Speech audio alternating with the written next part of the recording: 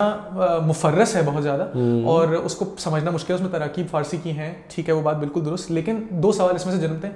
ایک تو یہ کہ کیا فارسی ہندوستان کی زبان ہے یا نہیں, اول تو یہ. دوسرا اس میں سے نکلتا ہے یہ کہ کیا فارسی اور اردو کا ربط کیا ہے آپس میں. عام لوگوں کے لیے شاید اس چیز کو سمجھنا, کیونکہ ہمیں ایسا لگتا ہے کہ لائنز بہت ہارڈنڈ لائنز ہیں. فارسی ایک چیز ہے اور پھر اس کے بیچ میں ایک لکیر ہے, اور پھر اردو ہے, اور پھر ایک لکیر ہے, اور عربی ہے, اور پھر سنسکرت ہے.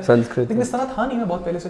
اردو زبان بطور خود ایک مرکب زبان ہے, اس کے اندر بہت ساری زبانوں کے الفاظ ہیں, لغت بہت ساری زبانوں کی ہے, اور اس کا جو سنٹیکس ہے میجرلی, اب یہ محققین بہت لوگوں نے اس پر کام کیا. پاکستان بننے کے بعد ایکچولی اس پر بڑا زبردست کام ہوا. ڈاکٹر جمیل جالبی نے کیا, بے تحاشا نام ہے, سب کی اپنی تھیوریز ہیں. اس سے پہلے حافظ محمود شیرانی, سلیم احمد نے بھی کیا. سلیم احمد نے کیا. حافظ محمود شیرانی کی تحقیق ہے. ایک تو کہ ان کا تصور یہ تھا کہ Punjab is the place where Urdu has originated.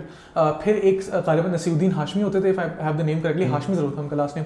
انہوں نے کہا کہ نہیں, Hyderabad Deccan is the place where this language has its origins. اس طرح الگ الگ تھیوریز ہیں. کوئی کہتا ہے کہ اب, لیکن آج جس پر زیادہ اتفاق ہے وہ یہ ہے کہ نارتھ انڈین جو کھڑی بولی ہے اس کے سنٹیکس پر اردو زبان اسٹینڈرڈائز ہوئی ہے, جس کو اردو کہتے ہیں.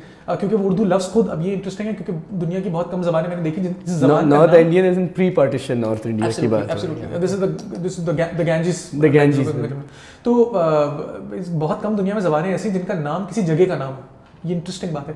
آپ دیکھیے سواحلی ایک زبان ہے جس کا مطلب نکلتا ہے وہی کہ ساحل کی زبان. اردو ایک واحد زبان ہے جس کا نام اسی طریقے سے جس طرح سواحلی ہے. بہت کم زبانیں ہوتی ہیں کہ کسی جگہ کا نام ہے. جیسے اردو زبان ہے, اردو ہے معلّہ, ایک جگہ کا نام تھا, ایک جگہ, ایک شہر جو جہاں بادشاہ رہتا تھا, جو بادشاہ کا انکیمپمنٹ ہے جہاں پر, وہیں سے یہ نام آیا. چھوٹا ہوتے ہوتے ہی اردو ہو گیا. پہلے زبانیں اردو ہے معلّہ جب کہتے تھے تو فارسی کے لیے بھی استعمال ہوتا تھا, اور اس پر محققین بہتر بات کر سکتے ہیں کہ وہ جب یہ ذکر کیا جاتا ہے اس کا مطلب ہے language of the capital city, of the city of the king, which is فارسی.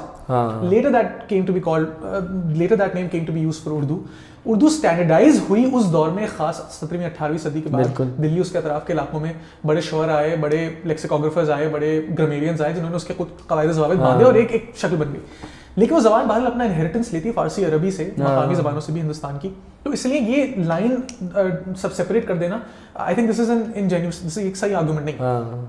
دوسری چیز جو اہم ہے وہ ہے کہ ہاں بہرحال اس میں مفرس زبان بہت زیادہ استعمال ہوئی ہے.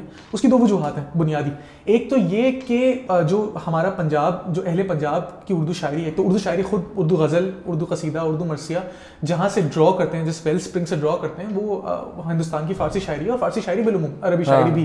تو جس کو سب کے ہندی جس کے نام سے اس کو موسوم کیا جاتا ہے کہ ہندوستان میں ہونے والی فارسی غزل, تو اسی کے کچھ تراکیب ہیں, اس کے میتھڈز ہیں, اس کے ٹروپس ہیں, اس میں بلبل و مینا کا ذکر ہے. وہی چیز آپ کی اردو شاعری انہیریٹ کرتی ہے اور اس کو ٹرانسفارم کرتی ہے اپنے طریقے سے.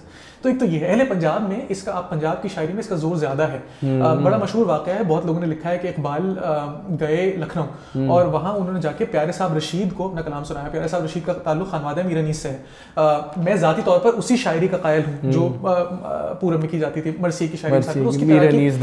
اس کی لغت, اس کا اسلوب ایک خاص ہے, اس میں زبان کا استعمال ایک خاص طرح کا ہے جو کہ آپ کو ایز یو موو ویسٹورڈز کم ہوتا ہوا نظر آئے گا. پھر مفرس ہو جاتی ہے زبان زیادہ, حالانکہ یہ it's not as fix these categories but for the sake of argument. تو اقبال نے جا کے ان کو سنایا پیارے صاحب رشید کو, اور انہوں نے کہا کہ بھائی اب آپ نے اب اردو میں بھی کچھ سنا دیجیے.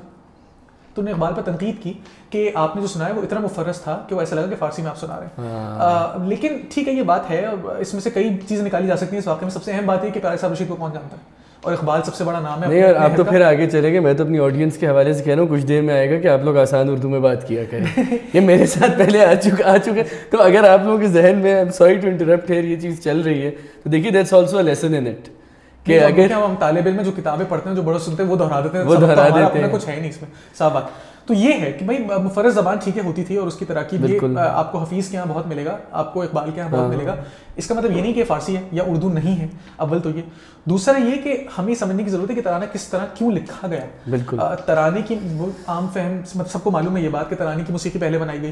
اس موسیقی پر الفاظ بٹھانا تھے, وہ چیلنج تھا, 7 سال لگ گئے وہ کرنے میں.